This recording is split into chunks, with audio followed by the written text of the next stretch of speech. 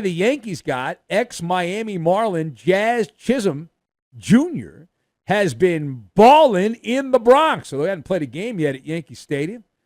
Made his debut against the Red Sox and now in Philadelphia. The pride of the Bahamas, off to an electrifying start, bringing thunder and lightning to the pinstripes. But not everyone is drinking the Kool-Aid as they are comparing the beginning of Jazz Chisholm Jr.'s career with the Yankees to all-time greats. Now, if you didn't see this, perhaps not, we heard that former Marlins executive turned talking head David Samson is working as a truth teller, saying it won't be long before Jazz Chisholm's magic carpet ride comes to an end. And here's why. He said, quote, "He's average," the former Marlins executive said. "He's not the star. He's not the center of attention," close quote. Okay, pretty straightforward.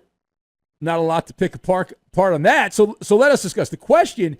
The former Major League Baseball executive David Samson saying that Jazz Chisholm Jr.'s honeymoon phase will not last with the Yankees. He's average. Does he have a point? So I've got Aristotle, Farmstead, and Conan the Barbarian. And we will combine all of these things together, and we are going to make hay while the sun doesn't shine. So number one. Now, the casual will say, well, this is just sour grapes. This is just sour grapes from a guy that used to work for the Marlins. I'm not going to go there because it's been a while since he worked for the team. He's been in the media, David Samson, for a while, collecting checks to give hot takes.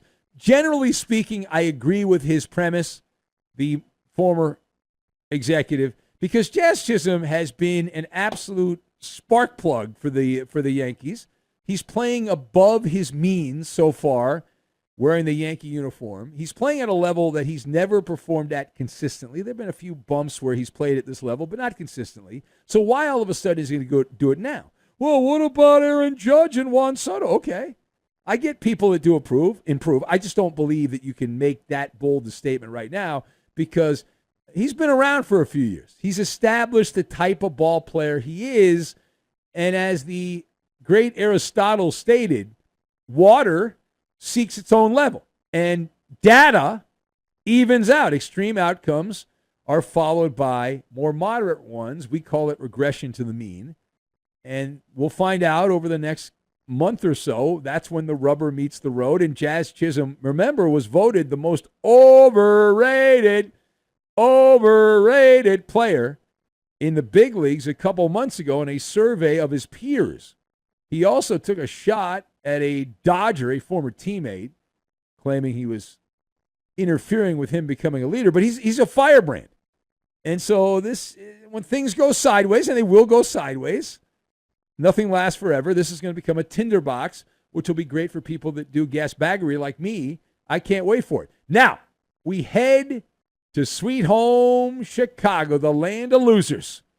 And like a fly to poop, we continue to be attracted to teams that blow, like the White Sox, who have been playing baseball on the south side of Chicago, the baddest part of town, since 1901. The White Sox have been playing on the south side of Chicago, and that is, this season, the worst product they have ever rolled out on the field. Never had a team like this back in the old days at Comiskey Park or the new ballpark they've had for many, many years now. And so this is it. This is rock bottom. After losing to the Royals on Wednesday, the Pale Hose have lost a team record 17 straight. They're closing in on the all-time record for futility. And I told Mark, now Mark was in earlier, the guy from Chicago, Mark the board up. I was telling him, I was like, I want to see the White Sox get the record. You're so close, you might as well get the record. And fans have been goofing on baseball scribe Jeff Passan because his old take started making the rounds back in 2020. He sang the praises of the Chicago White Sox.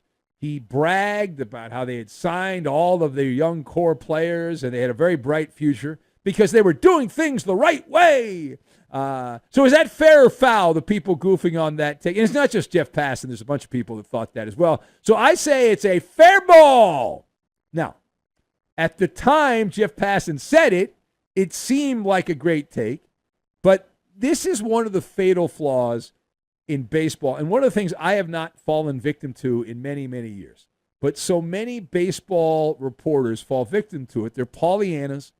They are convinced that every prospect is going to live up to the scouting report, and every top 100 minor league player is going to be a good player, maybe an all-star player. And spoiler alert, 95% of the time, the scouting report is embellished poppycock. It's poetry is what it is. It's wishful thinking. It's Shakespearean. And it's all those things. And I have maintained for many, many years that the prospect is a suspect until proven otherwise. And this is also a reminder, it's a teachable moment, as they say on the farmstead, just because a chicken has wings does not mean that said chicken can fly, right? And they still have to play the games. They still have to play the games. And the White Sox have proven that. Abject failures. Of course, you can never blame the players. So a lot of people are, well, they didn't have good management. The manager's the reason. Okay, yeah, that's it. That's it. The players blowing has nothing to do with it. It's if they had a better manager putting the lineup card together, then they'd be good. Okay. All right, final point. We head now to the Pacific Northwest, where Mariners infielder J.P. Crawford said something that caught my attention. It hasn't made the rounds yet, but I thought it was interesting, so I wanted to talk about it with you for a minute or two. So J.P. Crawford, an infielder for the Mariners, revealed on an on-field interview that he does not think the thing that you and I both have in common, and every man, woman, and child has in common, is what we think it is. Say what? So J.P. Crawford of the Mariners does not think the earth is flat. However, he wants you to know he does not think it's round either. So it's not flat. It's not round. What is it? He said our planet is not a sphere, but it's not flat either. He says I'm a big firmament guy, is what he said. All right, your thoughts. So my guy, J.P. Crawford, who I never spent a second thinking about, he should have a powwow with Kyrie Irving. They can get together, have lunch, have a good time there. And he brought up, my favorite part of this is he brought up, J.P. Crawford, the movie Thor as a reference. He said, as I mentioned, he's a big firmament guy, but he indicated that he thinks the planet looks like, if you remember what the planet looked like in the Thor movies, the Marvel movies. So I guess Chris Hemsworth is a scientist, apparently. So, hey, I can play that game. If he's going to quote the movie Thor to say the planet is like that, then I can say, hey, I believe that J.P. Crawford could be reptilian. Why? If you watch I think it was the original Conan the Barbarian many, many years ago.